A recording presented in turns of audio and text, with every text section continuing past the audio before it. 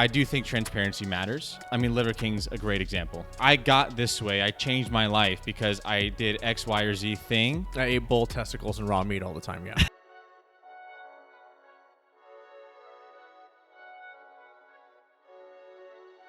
Ladies and gentlemen, welcome to Gym Talk. My name is Cameron Harn. I have here with me My name is Danny Lou. Danny Lou, baby. We are talking about relevant topics related to the fitness industry, burning questions, fitness routines, whatever that may be. We want to be your source for clarity in the fitness industry. Today, we have a topic that is pretty interesting, I would say. It is natty or not. Does it even matter? Does it matter if people are natty? Does it matter if they're not? Like, there's this whole thing about calling people out for being natty or not. And we're going to have this discussion about, does it even matter? What's your take? My first initial thought is I think it's really dumb. I do think it's really stupid because part of my issue with it is oftentimes people will compare themselves to people when they shouldn't even be doing that in the first place. So it doesn't matter if they're natty. It doesn't matter if they're enhanced. Like either way, you shouldn't be comparing yourself to that person because at the end of the day, you're not going to ever look like that person. They're going to have a very specific look to them as defined as by their genetics, their work ethic, whatever it may be. You're never going to look like that, ever. Mm-hmm. So then why does it matter? Now, here's where I become torn on the subject. I become torn on it because I do think transparency matters. Yep. Because a lot of people, I mean, Liver King's a great example, or a terrible example, depending how you like to look at it, like to say that I got this way, I changed my life because I did X, Y, or Z thing. I ate bull testicles and raw meat all the time, yeah. Exactly. So they like to say that they changed their life around and that their physique is the result of this stuff that they're doing, when in reality, exogenous hormones, various drugs, supplements is the reality. That's where I become torn on the subject, because should you be comparing yourself anyway? No. When people use their physique to push products that aren't the actual root cause or source of how they look is where I becomes an issue for me. Yeah. The issue for me in this discussion is if you are unnatural, like you said, transparency matters, and you are promoting your fitness supplements or your training routines or whatever that may be, it's pretty disingenuous. So that is my only critique on whether somebody is natty or not. I don't think it even matters if they're unnatural and they're doing what they're doing and they're just living their life, whatever, by all means, go for it.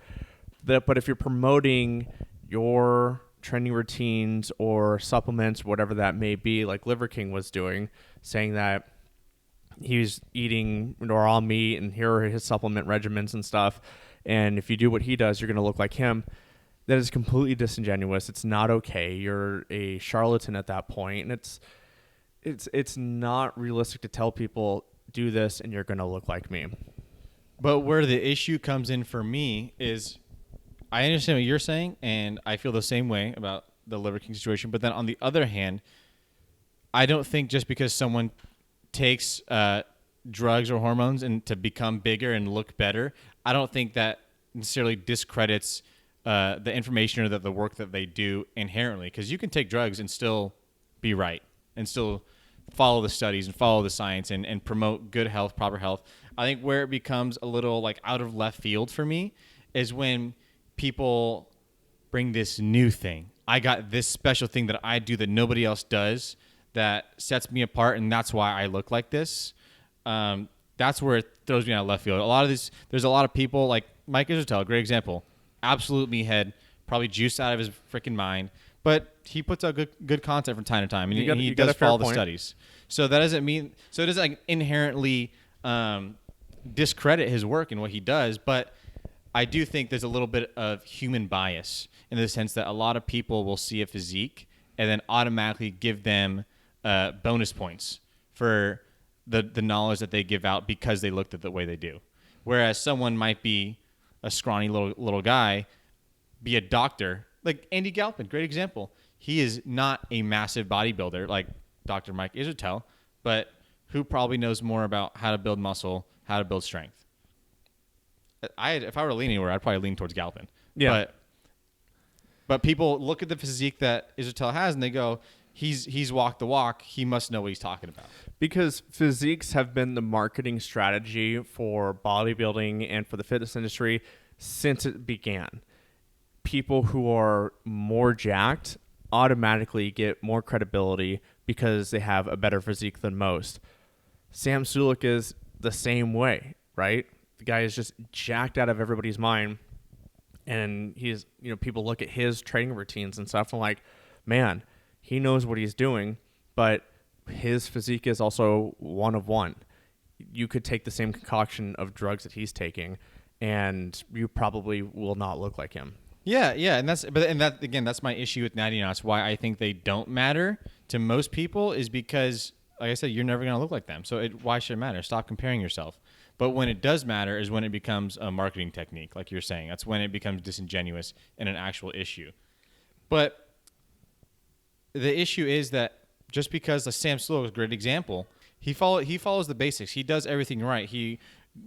When he's bulking, is in a calorie surplus. He's training really hard till failure. Bodybuilding and building muscle, we've talked about before, is kind of idiot-proof. Yeah. Just lift heavy shit and train fucking hard. That's really that simple. And then eat in a surplus, you'll put on muscle. And then cutting is kind of the same way when you're trying to lose body fat. Just eat less. Keep training at a certain intensity. Do more cardio. Kind of that simple. It really is kind of idiot-proof. And then when you throw the drugs in the mix like Sam does, you look like he does. That easy. Well, I don't mean to say easy. Sorry. Simple. It is not easy. It is, as a matter of fact, very freaking hard. So I don't think it matters. You shouldn't be comparing yourself to people anyway. For sure. I don't think you should be comparing yourself to people. And I think that people have a tendency to criticize others because they have an issue with themselves. And that's why they will criticize somebody who looks unnatural or whatever that may be. I think one of the issue that I take with Natty or not, or just with taking exogenous hormones, is from a health perspective and from, I don't know, just the perspective of anybody who's pursuing fitness. You may think that I need to do this in order to look this way, or, I mean, it's not healthy. And I have concerns about that. I don't know. I don't think it's right for people unless you're a competitive bodybuilder. Unless you're a competitive bodybuilder, I don't think it's necessary to start a regimen like that and you're just trying to go to the gym and build muscle. I think that there's a long game to be played here. For me, it's longevity, and the temptation is there for everybody. You see, maybe you've struggled with putting weight on in the gym, building muscle, whatever that may be, and you think that this is going to be a rapid solution to your problem of not building muscle. And it concerns me to see people go down that route. Yeah, I validate those concerns. That's a totally logical thing to say, and I do agree that as long as your only interest really is bodybuilding, that's kind of really the only reason I could think of even doing something like that. That's really the only reason why you should be putting those hormones in your system anyway. Or, to be honest, you hit 30, 40, 50, TRT is a great option for some people, but that's something to be discussed with your doctor. That's not my place to say anything like that. Yeah, the TRT thing I think is interesting too, because I've seen videos of guys who are like 22 and they're like, "Oh, I'm on TRT," and it's like, you're 22. Unless you're a very, very unique case, it's not necessary. And a lot of people now will jump on TRT if their testosterone levels hit 400. You can go to a clinic, a doctor, whoever this guy is, will measure your hormones and go, "Whoa, you're at 400. We can get you up to 800."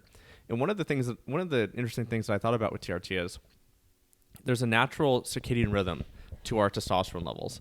They fluctuate up and down throughout the entire day. Depending on the testosterone that you're taking, you could have a long ester or a short ester, but I don't know how that's going to be divvied out by person to person or clinic to clinic. But if you are elevating your testosterone levels, even if it's like the higher end of normal, that is still sustained over a longer period of time. You're not going to get those dips and peaks like you normally would. What is the long-term consequence of that? Sure, people say that it's healthy for you. There doesn't seem to be any consequence, but I'm not 100% sold on that yet.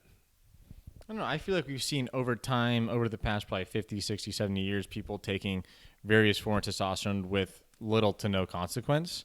The only one I could think of is your natural production of testosterone absolutely hitting the floor. Yeah. But I mean, I even think Jay Cutler actually came off recently and has been completely natural. Is he? We don't know. He said his claim. I believe I don't want to misquote him. I try to find the original video where he's talking about it. He was on a podcast saying that like he didn't like that he was dependent on it, and it took him a while to come off.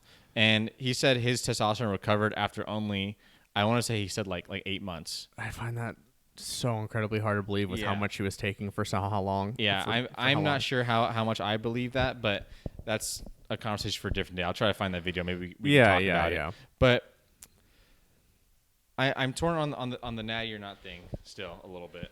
I don't know. Yeah, I was going to bring up a point. I forgot what it was. I think you aren't too concerned with it, and the fact that people judging other people for their physiques and stuff is just not okay. Again, like I said, I think it's just a reflection on how they feel about themselves. Yeah, but I have my own biases and stuff. I think we should look at the long game and pursue it that way. But I'm concerned about people jumping to performance enhancing drugs just for the sake of adding muscle and not being a competitive bodybuilder or a competitive athlete of any sort. Yeah.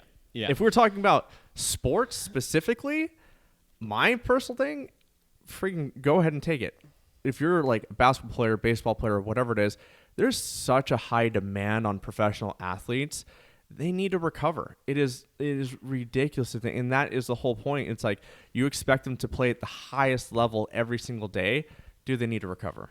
Yeah, I totally get that. My issue is like you're saying, people hop on at 20, 21, 22 when they haven't even gotten to their natural potential limit yet. Yeah. They have so much more room to grow and they're already hopping on. It doesn't make any sense to me. That's where my issue comes even greater, even more front facing. I think you should be training, lifting hard with competence, with a good program, good meal plan, all this, that, and cover all your bases for at least, I would say, at least like 8 to 10 years. Give yourself at least that amount of time before you could even hit a limit. You hit a stopping point. There's various things you could even do to overcome those plateaus that you hit, and then eventually you will hit a wall. We all have our limits. We're only human. And at that point, if you find you either want to still step on a stage or, I don't know, some people just love seeing Rich Piana, great example. Some people just love seeing the results. I don't even think he was particularly like into competing, but he just was obsessed with getting bigger. And some people are that way. And I know some people in the gym that are like that, and do it safely, man. Like, it's your life. You do what you want to do with it. But my issue comes when, like I said, you start pushing something to sell with some nonsense on the side. Yeah. And there can be, everybody has the potential to go to the extremes. Like you said, Rich Piana, you get obsessed with the way that you look, and that can lead to a pursuit of always being bigger and just being the biggest and baddest guy in the gym or whatever. But I think that could be a dark place to head down. And I mean, we all know the outcome of what happened with him. And I just can't, not that I think it matters. I think, like I said, the sports example is one, but you can go down the wrong path pretty quickly with it. And I think you got to exhaust all other options before, and I think you kind of said that too, exhaust all other options before you turn to something like that. The dark side. Yeah, exactly. I don't know. I love training. I've been training since I was a little I love the pursuit of self-improvement, and that's why I go into these different fields of training. I started off with bodybuilding, then I went to sport-specific training, trying to get better for track and field. Then you got into kettlebells. Now I'm into the powerlifting thing, and I like going through these phases because it keeps me engaged. It keeps me motivated to train. And after I go through the powerlifting phase, I do want to get back into like jiu-jitsu or something like that. And I see the long term, but exercise caution, I suppose. Yeah. So if we were to conclude, we will say, first and foremost, don't compare yourself to other people. I think that goes without saying. I think we all should know that by now. I know it's hard to do, and I'll be the one to tell you again, stop comparing yourself to other people. Secondly, I think what is important is find your why, find your purpose. What are you training for? What are you doing? Prioritize that. Hopefully it's for longevity, like you're talking about. Like that should, in my opinion, should be the first and foremost thing. I know a lot of people have different types of goals, like whether it's stepping on stage, whether it's hitting a certain number, PR. Longevity should be the first and foremost thing. Our health, what we're going to be doing 50 years from now matters. And then I think really the last thing would be to evaluate what people are saying, whether they're natty or not, doesn't matter. Evaluate what they're saying on the merit of their discussions, of their points. Does it make sense? Does the research support it? Don't base their validity off of how they look. Just because someone's jacked out of their mind doesn't mean that weird pressing movement they do is going to be good for you. Yeah. And I think that's where the important distinction comes in. Yeah. I understand, too, that there is no free lunch. Not everybody reacts the same to the same dosage and all that stuff. And, I mean, you go down that path, something could happen. I know plenty of people where they've done it and then the side effects just become ridiculous. That's a possibility, and you do increase your risks of certain illnesses and diseases and stuff. So it's a dicey road to go down, and I don't know, just to put on some more lean body mass. But it makes you look so good. Yeah. I'm just kidding. Yeah. We are not doctors. Do not listen to our medical advice. Yeah, right. We need to put a massive disclaimer at the beginning of this episode. We do not give medical advice. We do not give medical advice. We're just two meatheads having a discussion about natty or not. And honestly, it doesn't matter. Don't criticize people who look better or whatever. The whole point of this was do not compare yourself to other people. Other people have a unique set of circumstances and a different life than you have. Just get in the gym, train hard, eat well, and do it for the love of doing it, just getting better. Master the basics, baby. Master the basics. Anyway, I think that's a good place to conclude. Everybody, if you enjoyed this discussion, please like and subscribe. Leave a comment below. We want to know, do you think natty or not is it even worth it to call people out? I don't think it's worth it to call people out. It's not. Let's just don't call people out on whether they're natty or not. It is what it is. You have your own dreams and ambitions. Pursue those and just focus on you. Narrow your focus and do your thing. Mind your business, baby. Mind your business. All right, we'll see you in the next episode.